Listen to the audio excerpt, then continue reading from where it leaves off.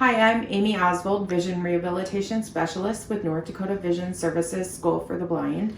This video is on how to sweep when you are low vision or blind. So the very first step is to clear the space around you. So if you have any extra chairs, things like that, a table, it's good to kind of push it off to the side.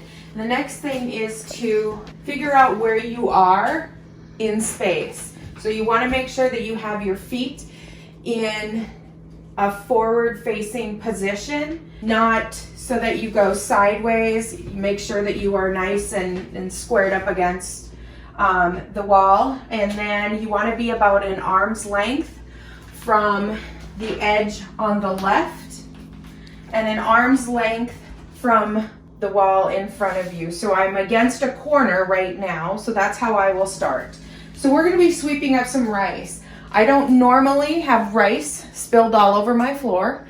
I did that so that you could actually see this process. Okay, so now that we are in our position, we're going to talk about the strokes that we're going to take. So first, we're going to start out at 9 o'clock. And what you're going to do is you're going to go around in a rainbow type pattern, sweeping to your feet. So I'm going to go at 9 o'clock, sweep to my feet, 10 o'clock, sweep to my feet, 11 o'clock.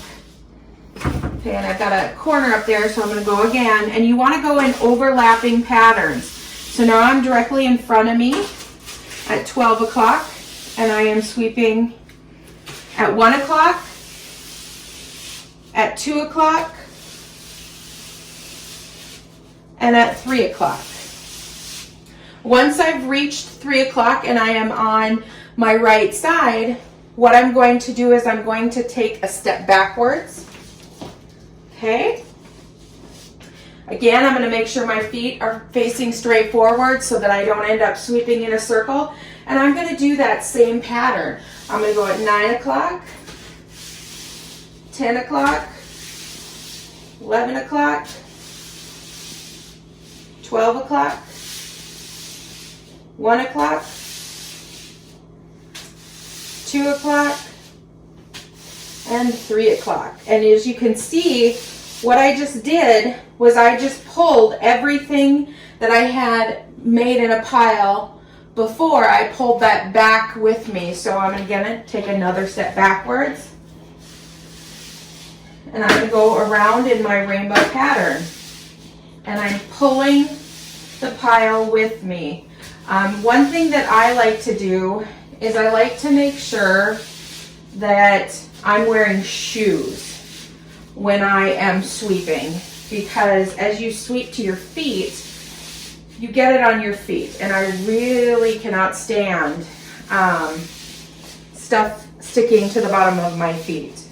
So I wear shoes, or right now I'm wearing my slippers when I'm sweeping. When I am mopping, though, on the other hand, I've gotten rid of all of the larger debris on the floor that would stick to my feet. So when I'm mopping, I do this exact same technique, except I use my bare feet. So then I can feel where's wet. If I happen to miss something, then I know, because I will be able to feel it. Wow, I spilled a lot of rice here. So again, I'm just doing that same technique.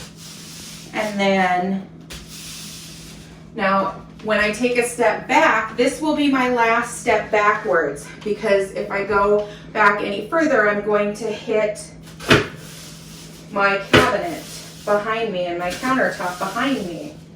So what I'm going to do is I'm going to, again, sweep around in my half rainbow.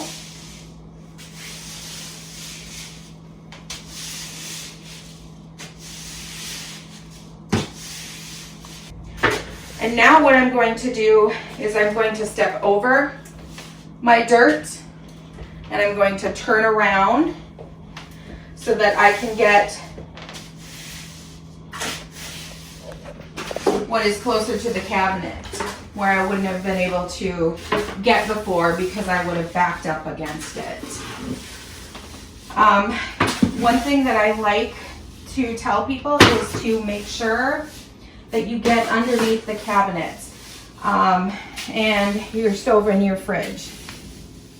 So then once you make your pile, you can either use a dustpan or you can use, I'm really a big fan of like broom vacuums to suck up your pile of dirt. So again, your dustpan, what you're going to do is find the edge of the dirt, okay, and you're going to sweep right into that dustpan, okay, and then you have to keep backing it up just a little bit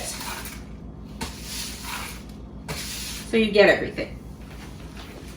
So now I've done one stripe down the left side of my kitchen floor. So what I'm going to do is I'm going to find my spot 1 arm's length away from my left counter and stove, and I'm going to take 1 step over to the right.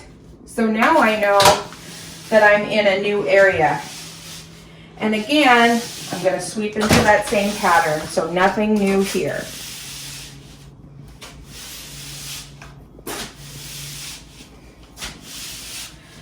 If you have any questions on this skill, you can contact me at abrunner, ABRUNNER,